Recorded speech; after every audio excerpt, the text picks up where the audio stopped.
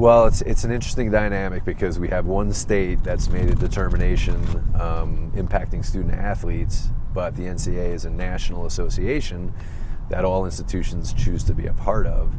And from our perspective here at Mines and my perspective, I believe it's a national issue.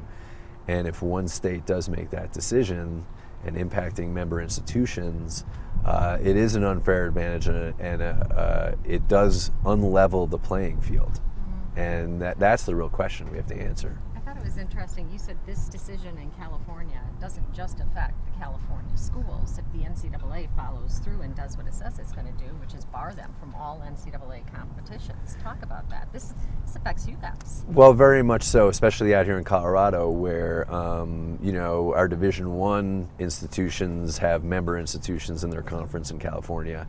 We at Colorado School of Mines play many opponents from California, and if we lose the ability to play those people and have them on our schedule, what does that mean for college sports, in particular in the West?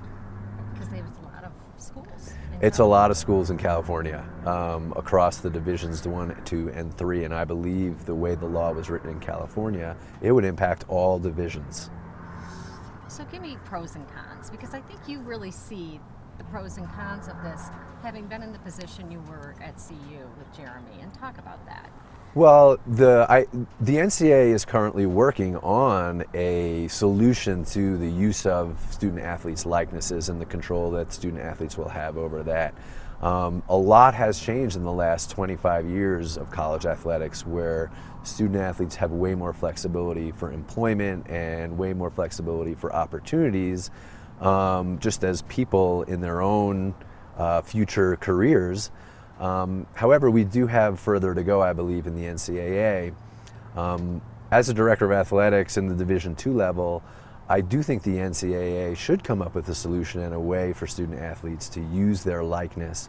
I do believe student athletes who compete in non-traditional sports like Jeremy Bloom did at CU should be able to finance that dream like any other athlete in that sport would. It's just student athletes should have flexibility to achieve all their goals and dreams without hindrance, but I do understand that there should be some control and management of that by the NCAA to make sure there's an equal playing field for everybody. Where do you draw the line?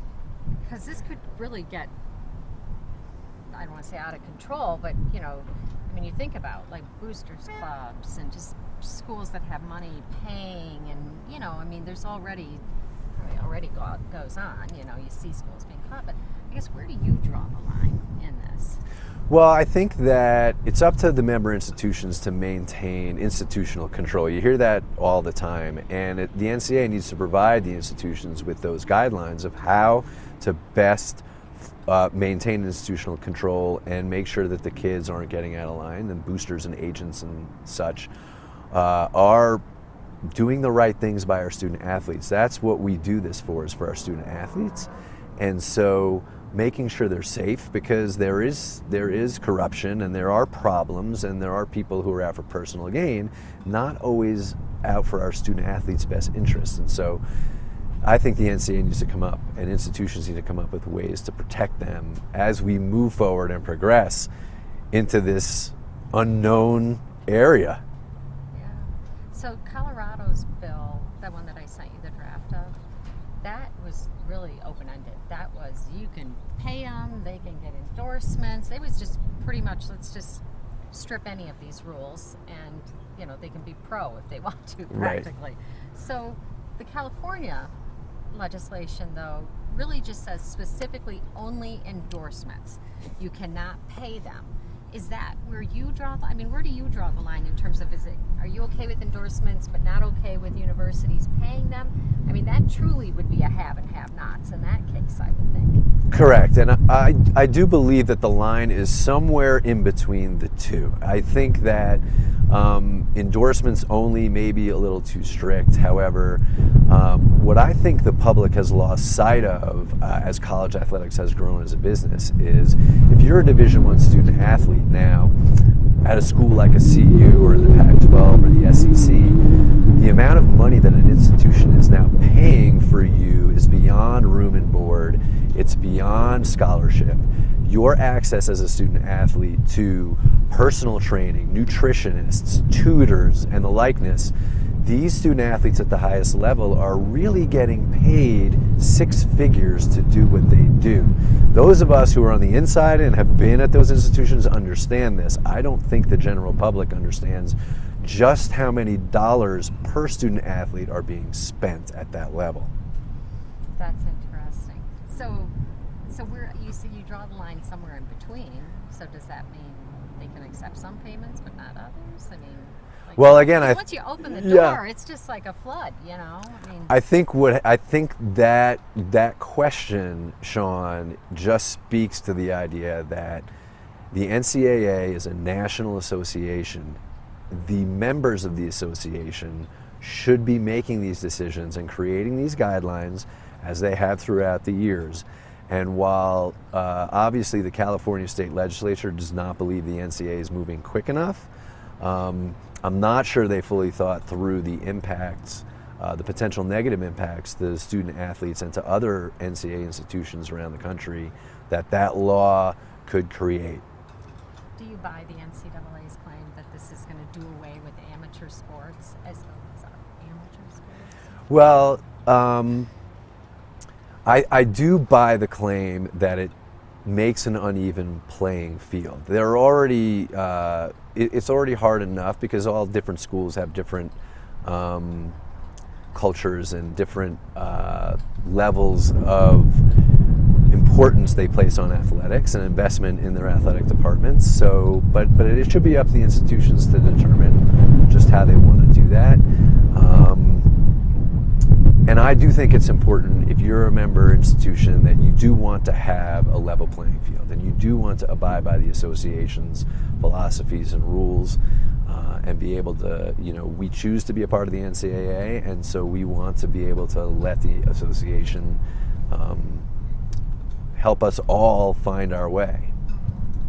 But back when you were there, they had a team, and I got to imagine they were making CU quite a bit of money. They were, and they still are. I mean, I think more so than ever before. CU, as part of a Power 5 conference, has made a conscious decision to keep up with the competition and to build the facilities that they need to attract the top student athletes around the country. And one of the things I loved about CU is they also felt it was important to maintain their academic integrity, and it's very important for their from their perspective, to give the kids a degree. But what I'm talking about is you get the athlete's argument that, hey, I'm making you like a ton of money, right? Correct. But how do you measure that? It's the programs are bigger than any one athlete and any coach and any athletic director. The programs are a function of their school, and so really in the end, the school does have the rights to that success and the business aspect of it. Student athletes, as I said, are at that level, are getting access to services and tuition and things that are valued in the six figures, which is well above the national average of salary for a household in America. All right. What was it? You supported Jeremy? Oh, I supported Jeremy 100%. You tried to make this happen for him. Can you talk about that? Did you think it would happen? I was cautiously optimistic way back when I hoped for Jeremy's sake that he would be able to compete in both arenas as effectively as he could. And I did believe back then what Jeremy said, which was, in the future, the NCAA will have to adjust the rules to accommodate and allow student athletes more access to some non-traditional sports. I think that Jeremy, yeah. But describe what you felt like when you were there, and you talked about that call that you got. Well, it was very hard because, one, I appreciated Jeremy's dreams and I knew how hard he had worked to get where he got. And I wanted nothing more for him to be able to do those things. So I was very disappointed for Jeremy. I was disappointed for CU. I felt it was really hard and unfortunate that he would have to make a choice. And I'm not sure this is the similar situation. I think that using your likeness will vary from institution to institution, community to community. I do think if we move forward with it as an association, which I am for, it just needs to be managed and regulated in good faith by all the member institutions and the NCAA, and we'll be fine.